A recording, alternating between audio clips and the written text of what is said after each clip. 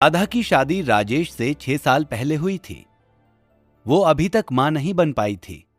सास रोजाना उसे गालियां व ताने देती और बांझ कहती। रात को राधा ने पति को सारी बातें बता दी। राधा की सहेली ने उसे सुझाया कि पति की जांच करवा ले।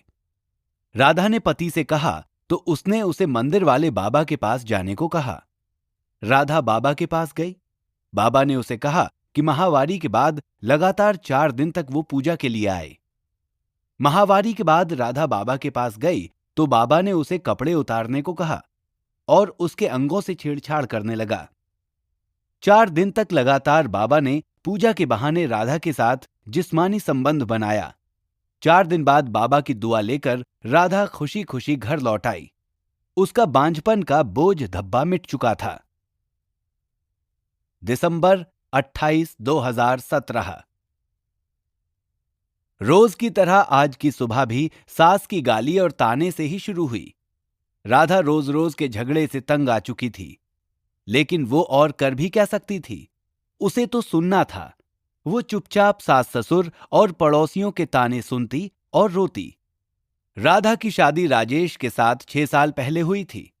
इन 6 सालों में जिन लोगों की शादी हुई थी वे एक दो बच्चे के मां बाप बन गए थे, लेकिन राधा अभी तक मां नहीं बन पाई थी। इसके चलते उसे बांझ जैसी उपाधि मिल गई थी। राह चलती औरतें भी राधा को तरह तरह के ताने देती और बांझ कहकर चिढ़ाती। राधा को यह सब बहुत खराब लगता, लेकिन वो किस किस का मुंह बंद करती। आखिर वे लोग भी तो ठीक ही कहते हैं। राधा सोचती, मैं क्या करूं? अपना इलाज तो करा रही हूं। डॉक्टर ने लगातार इलाज कराने को कहा है, जो मैं कर रही हूं। लेकिन जो मेरे वश में नहीं है उसे मैं कैसे कर सकती हूं? एक दिन पड़ोस का एक बच्चा खेलते खेलते राधा के घर आ गया। बच्चे को देख राधा ने उसे अपनी गोद में बिठा लिया और उसे प्यार से चूमने लगी। जब सास ने राधा को दूसरे के बच्चे को चूमते हुए देखा तो वो बिफर पड़ी। वो उसकी गोद से बच्चे को छीनते हुए बोली, कलमुही, बच्चा पैदा करने की तो ताकत है नहीं, दूसरे के बच्चों से अपना मन बहलाती है। अरे तू क्यों डालती है अपना मनहूस साया दूसरों के बच्चे पर? तू तो उस बंजर जमीन की तरह है जहां फसल तो दूर घास भी उगना पसंद नहीं करती। जब राधा से सास की बातें नहीं सुनी गईं, तो वो अपने कमरे में जाकर अंदर से दरवाजा बंद कर रोने लगी। रात को राजेश के आने पर राधा ने रोते हुए सारी बात उसे बता दी और बोली, मैं बड़ी अभागिन हूं। मैं किसी की इच्छा पूरी नहीं कर सकती। ऊपर से मुझ पर बांझ होने का धब्बा भी लग चुका है। राधा की बातें सुनकर राजेश ने कहा, तुम मां की बातों का बुरा मत मानो। उन्हें ऐसा नहीं कहना चाहिए। हर माँ बाप की इच्छा होती है कि उनके परिवार को आगे बढ़ाने वाला उनके रहते हुए ही आ जाए। तुमसे ये इच्छा पूरी नहीं होते देखकर मां तुमसे उल्टी सीधी बातें बोलती है। तुम चिंता मत करो, तुम्हारा इलाज चल रहा है, तुम जरूर मां बनोगी। राधा बोली, मेरी एक सहेली थी, वो भी बहुत दिनों बाद मां बनी थी। मां बनने में देर होते देखकर जब उसने अपना इलाज कराया तो जांच में उसमें कोई कमी नहीं पाई गई। कमी उसके पति में थी। जब उसके पति ने इलाज कराया तभी वो मां बन सकी।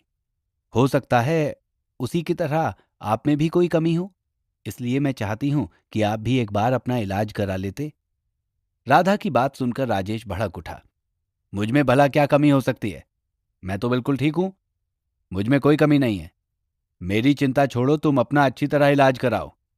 मैं मानती हूं कि आप में कोई कमी नहीं है, लेकिन तसल्ली की खातिर। राधा ने सलाह देने के ख्याल से ऐसा कहा, लेकिन राजेश ने उसकी बात को बीच में ही काट दिया। नहीं राधा, तसल्ली वगैरह कुछ नहीं। मैंने कहा ना कि मुझ में कोई कमी नहीं है। राजेश ने उसे डांट दिया। पति के भड़के मिजाज को देख राधा ने चुप रहना ही उचित समझा। शहर के बड़े से बड़े डॉक्टर से उसका इलाज हुआ, फिर भी उसकी कोख सूनी ही रही। डॉक्टर ने जांच के दौरान उसमें कोई कमी नहीं पाई। देखो राधा, रिपोर्ट देखने के बाद तुम में कोई कमी नजर नहीं आती। शायद तुम्हारे पति में कोई कमी होगी। तुम एक बार उसे भी इलाज कराने की सलाह दो। डॉक्टर ने उसे समझाया। अब राधा को पूरा भरोसा हो गया था कि उसमें कोई कमी नहीं है। मां बनने के लिए कमी उसके पति में ही है, लेकिन उसे कौन समझाए? उसे राजेश के गुस्से से भी डर लगता था। एक दिन किसी ने राधा की सास को बताया कि पास ही के गांव में मंदिर में एक बाबा रहते हैं जिसकी दुआ से हर किसी का दुख दूर हो जाता है। सास ने ये बात अपने बेटे राजेश को बता दी और राधा को बाबा के पास भेजने को कहा। रात को राजेश ने राधा से कहा, कल तुम मंदिर चली जाना। ठीक है, मैं चली जाऊंगी, लेकिन मैं डॉक्टर के पास गई थी। डॉक्टर ने मुझ में कोई कमी नहीं बताई, इसलिए मैं चाहती हूं कि आप भी एक बार अपना। डरते डरते राधा कह रही थी, लेकिन राजेश ने उसकी बात को अनसुना कर दिया। राधा, मैं कहीं नहीं जाऊंगा, तुम कल मंदिर में बाबा के पास चली जाना। ऐसा कहकर राजेश सो गया। राधा ने अपने माथे पर लगा बांझपन का धब्बा मिटाने के लिए बाबा के पास जाकर उनसे दुआ लेने की सोच ली। दूसरे दिन सवेरे नहा धोकर वो बाबा के पास चली गई। मंदिर में लगी भीड़ को देखकर उसे भरोसा हो गया कि वो भी बाबा की दुआ पाकर मां बन सकती है। राधा बाबा के पैरों पर गिर पड़ी और कहने लगी, बाबा, मेरा दुख दूर करें। मैं 6 साल से बच्चे का मुंह देखने के लिए तड़प रही हूं। उठो बेटी, निराश मत हो, तुम्हें औलाद का सुख जरूर मिलेगा, लेकिन इसके लिए तुम्हें माहवारी के बाद यहां 4 दिनों तक रहकर लगातार पूजा करनी होगी। ठीक है बाबा, मैं जरूर आऊंगी। राधा खुशी से घर गई। घर आकर उसने सारी बातें अपने पति को बताईं। मैं कहता था ना कि जो काम दवा नहीं कर सकती, कभी कभी दुआ से हो जाती है। बाबा की दुआ पाकर अब तुम जरूर मां बनोगी, ऐसा मुझे भरोसा है। तुम ठीक समय पर बाबा के पास चली जाना। राजेश ने खुश होते हुए कहा। राधा बेसब्री से माहवारी होने का इंतजार करने लगी। कुछ दिन बाद उसे माहवारी हो गई। माहवारी होने के बाद राधा फिर बाबा के पास गई। उसे देखते ही बाबा ने कहा, बेटी, जैसा कि मैंने तुम्हें पहले भी कहा था कि यहीं रहकर 4 दिनों तक लगातार पूजा करनी पड़ेगी, तभी तुम मां बन सकोगी। जी बाबा, मैं रहने के लिए तैयार हूं, राधा ने कहा। ठीक है, अभी तुम अंदर चली जाओ। रात से तुम्हारे लिए पूजा करनी शुरू करूंगा। अपनी चाल को कामयाब होते देख बाबा मन ही मन खुश होते हुए बोला। रात को बाबा ने राधा से कहा, बेटी, इस पूजा के दौरान कोई भी देवता खुश होकर तुम्हें औलाद दे सकता है। इसके लिए तुम्हें सब कुछ चुपचाप सहन करना पड़ेगा, नहीं तो तुम कभी मां नहीं बन पाओगी। जी बाबा, मैं सब कुछ करने को तैयार हूं, बस मुझे औलाद होनी चाहिए।